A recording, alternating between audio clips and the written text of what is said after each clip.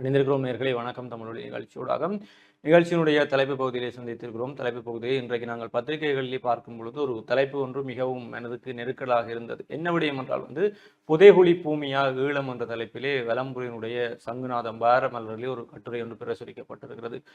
ஒரு காலத்திலே வைரம், வைடூரியங்கள், தங்கம் என்று தோண்ட தோண்ட வந்த ஈழத்தினுடைய நிலத்திலெல்லாம் இன்றைக்கு எலும்புக்கூடுகள் தான் தோண்ட தோண்ட வருகிறது, புதைகுழிகளாக மாறிக்கொண்டிருக்கிறது என்ற தலைப்பிலே அந்த கட்டுரை தொடர்ந்து சென்று கொண்டது. இதை பார்க்கும் பொழுதும் அண்மைய நாட்களிலே எங்களுடைய செம்மணி சித்துப்பாத்தி மயானத்தில் இடம்பெறக்கூடிய அகழ்வாராய்ச்சிகள் தொடர்ச்சியாக 9 நாட்கள் நடைபெற்ற இந்த அகழ்வாராய்ச்சிகள் தொடர்ந்தும் 19 முழுமையான மனித எலும்புக்கூடுகள் மீட்கப்பட்டிருக்கிறது. அதனுடைய வழக்கு விசாரணை நேற்று யாழ்ப்பாணம் நீதவான் நீதிமன்றத்துக்கு எடுத்துக்கொள்ளப்பட்டதும் அதன் போதும் அவர்கள் 26ஆம் தேதி 3வது அகழ்வாராய்ச்சி பணிகளை ஆரம்பிப்பதற்கான அனுமதியை வழங்கி இருக்கிறார்கள். அதற்கான பாதீடுகளும் சமர்ப்பிக்கப்பட்டிருக்கிறது. தொடர்பாக பார்க்கும்போது பல விடயங்கள் மிக அண்மைய காலங்களிலே சமூக வலைதளங்களாக இருக்கட்டும், அந்த காலப்பகுதிகளிலே இலங்கையிலே இருந்து இன்றைக்கு புலம்பெயர் தேசங்கள் இருக்கக்கூடியவர் என்றும் பலரும் பேசுபொருளாக இருக்கின்றார். இதனுடைய வரலாறுகளை தேடி பார்க்கும் பொழுது இந்த 1996ஆம் ஆண்டும் கிருசாந்தி படுகொலை, அது தொடர்பாக கைது செய்யப்பட்டவர்கள், தண்டனை விதிக்கப்பட்டவர்கள் கொடுத்துக்கக்கூடிய வாக்குமூலங்கள் என்பவற்றையெல்லாம் வைத்து பார்க்கும் பொழுதும் அந்த பிரதேசங்களிலே மிகப்பெரிய மனித புதைக்குழிகள் உருவாவதற்கான வாய்ப்புகள் இருப்பதாகவும் பலர் கூறிக்கொண்டிருக்கிறார்கள். 1996ஆம் ஆண்டு சுண்டுக்குழி மகளிர் கல்லூரியிலே உயர்தர பரீட்சை மாணவி கிருசாந்தி அவர்கள் பரீட்சை எழுதிவிட்டு வீடு செல்லும் பொழுதும்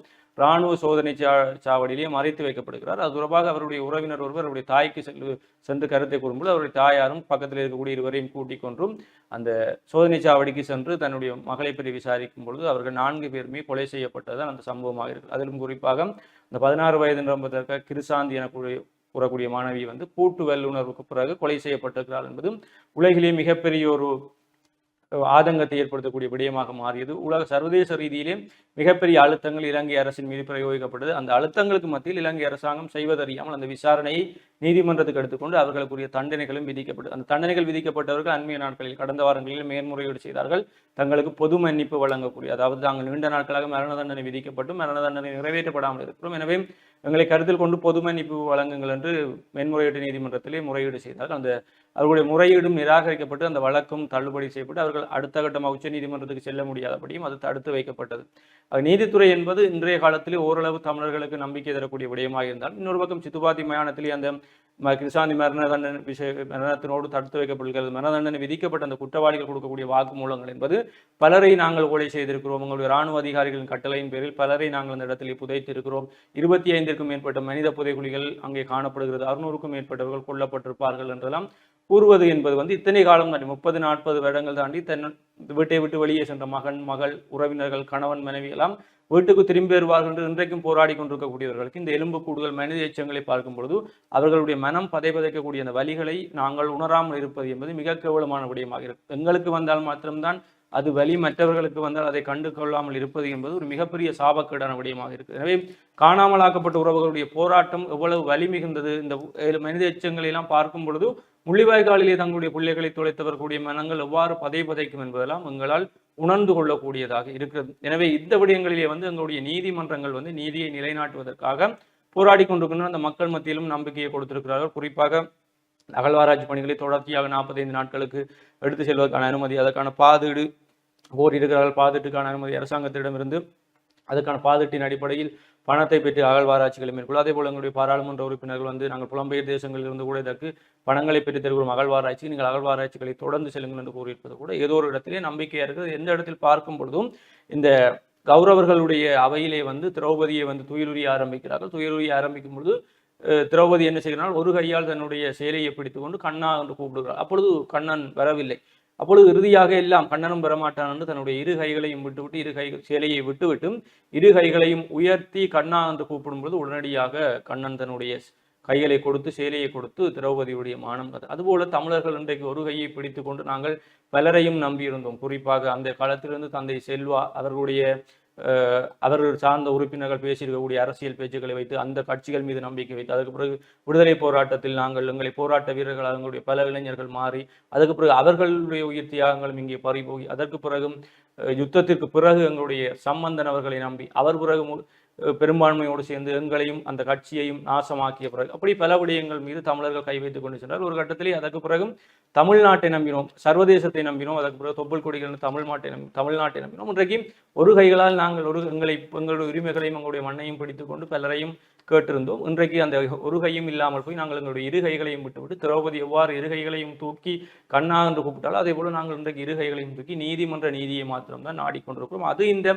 செம்மணி சித்துப்பாத்தி மயான அந்த மனித புதைகுழி விவகாரத்தில் கொஞ்சம் நம்பிக்கை தரக்கூடியதாக இருக்கிறது என்பதை நாங்களும் பார்க்கக்கூடிய விடயமாக இருக்கிறது.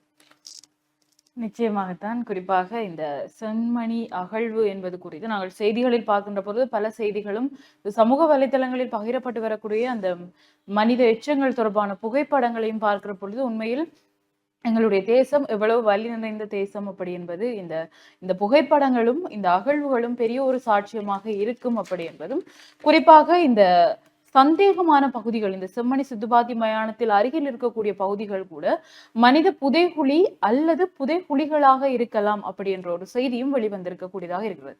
இதனால் ட்ரோன் மூலமான ஆய்வும் ஒளிப்படங்களும் எடுக்கப்பட்டிருக்கிறது. அதுவும் நீதிமன்றம் சமர்ப்பிக்கப்பட்டுள்ளது என்ற செய்திகளும் நாங்கள் இன்று பார்க்கக்கூடிய ஒன்றாக இருந்தது. அதனைத் தொடர்ந்து இந்த 2ஆம் கட்ட அகழ்வு பணிகள் நேற்றைய தினத்தோடு முடிவடைந்திருக்கிறது.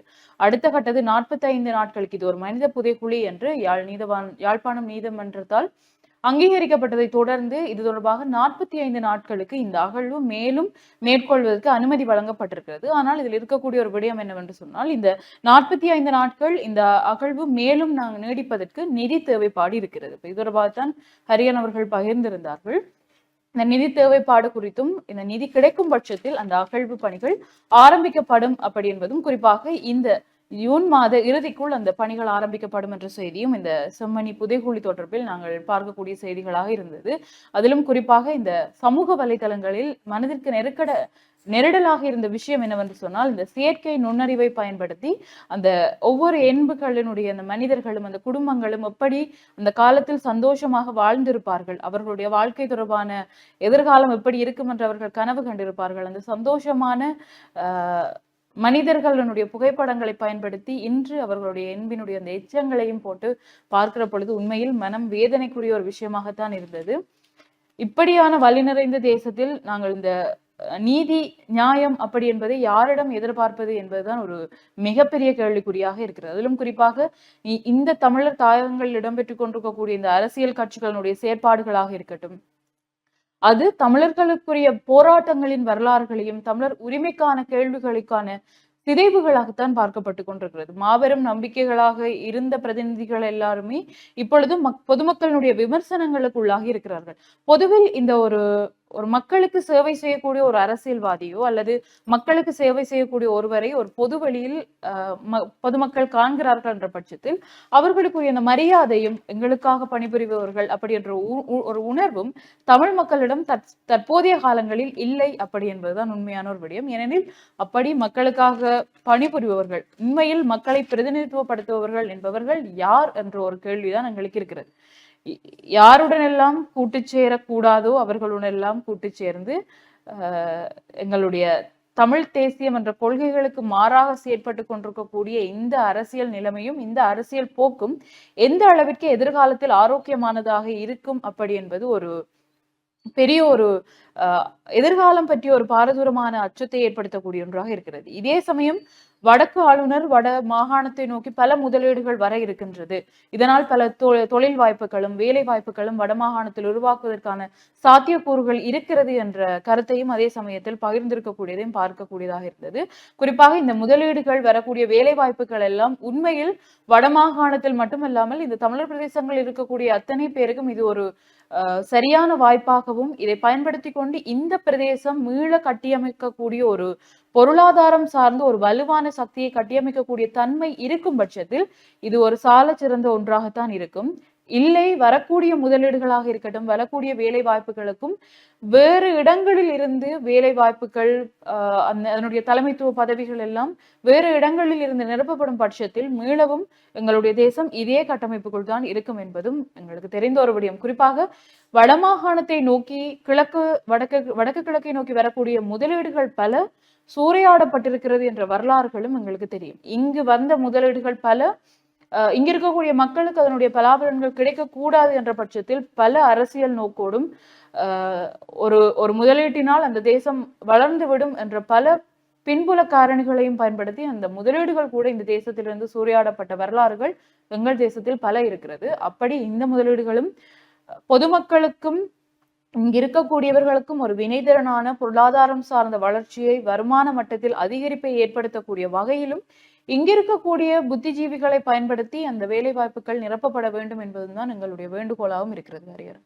நிச்சயமாக. அப்ப இந்த விடயங்கள் இருக்கும்பொழுது, இந்த முதலீடுகள் எல்லாம் இருக்கும்பொழுது எங்களுடைய பெரிய வளங்கள் காணப்படுகிறது. குறிப்பாக இந்த பரந்தன் ரசாயன தொழிற்சாலையாக இருக்கட்டும், அது ஆரம்பிக்கப்படுவதற்கான வாய்ப்புகள் இருக்கிறது. ஆரம்பிக்கப்படுவதற்கான ஆரம்பகட்ட பணிகள் மேற்கொள்ளப்படுகிறது என்று உண்மையிலே களவிஜயம் மேற்கொள்ளக்கூடிய அந்த குழுவினுடைய தலைவர் கூட தெரிவித்திருக்கிறார். அதை தாண்டி ஆணையரவு உப்பளம் மிகப்பெரிய ஒரு தமிழர்களுடைய பிரதேசத்தில் இருக்கக்கூடிய மிகப்பெரிய ஒரு உப்பு உற்பத்தி இடமாக இருந்தது. மீண்டும் அந்த ரஜலுணு என்று இருந்த ராஜ உப்பு என்று இருந்தது இன்றைக்கு மீண்டும் ஆணையரவு உப்பு என்று மாறி இருக்கக்கூடிய பெயர் மாற்றப்பட்டிருக்கிறது. அதை தாண்டி காங்கேசன்துறை துறைமுகம் இருக்கிறது.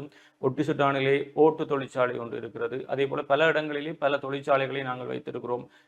அப்படி பல வளங்கள் இங்கே இருக்கும்போது இந்த முதலீடுகள் என்பது மிகப்பெரிய அளவிலே தேவைப்படுகிறது. மலர்ந்திருக்கக்கூடிய புதிய அரசாங்கம் கூட புலம்பெயர் தமிழர்களை இங்கே முதலீடுகளை மேற்கொள்ளுங்கள் என்பது சுயாதீனமாக இயங்க விடுவீர்களா என்பதுதான் புலம்பெயர் தமிழர்களுடைய மிகப்பெரிய கேள்வியாக இருந்தது. எது எதுவாக இருந்தாலும் தென்னிலங்கையில் இருக்கக்கூடிய பல இனவாத அரசுகள் புலம்பெயர் தமிழர்களுடைய முதலீடுகள் எங்களுடைய தமிழர் பிரதேசங்களில் இடம்பெறுவதை விரும்பாமல் இருக்கிறார்கள். அதன் காரணமாக கூட அவை தடைப்பட்டு போவதற்கான வாய்ப்புகள் இருக்கிறது. ஆனால் ஒரு சிலர் அவர் முதலீடுகளை இங்கே முதலிட்டு பல முறைகளில் அவற்றை ஆரோக்கியமான முதலீடுகளாகவும் காண்பித்திருக்கிறார்கள். பல தமிழ் இளைஞர்களுக்கு வேலை வாய்ப்புகளையும் கொடுத்து கொண்டிருக்கிறார்கள் என்பொழுது எங்களுடைய இடங்களிலே இன்னும் பல வளங்கள் கொட்டி காணப்படுகின்றன. பல வளங்கள் சூறையாடப்பட்டாலும் இன்னும் பல வளங்கள் கொட்டி காணப்படுகின்றன. அது தொடர்பாக எங்களுடைய தமிழ் அரசியல்வாதிகள், தமிழ் முதலீட்டாளர்கள் அல்லது புலம்பெயர் முதலீட்டாளர்கள் சற்று கவனம் செலுத்த வேண்டும் என்பதையும் கூறிக்கொண்டும் நாங்கள் உங்களிடமிருந்து விடைபெற்று செல்ல போகிறோம். மற்றும் ஒரு நிகழ்ச்சியில் உங்களை சந்திக்கும் வரை உங்களிடமிருந்து விடைபெற்று செல்லும் நான் என்று உங்கள் அன்பின் ஹரிஹரன் மற்றும் ஹார்த்தியாயினி. நன்றி நேயர்களே.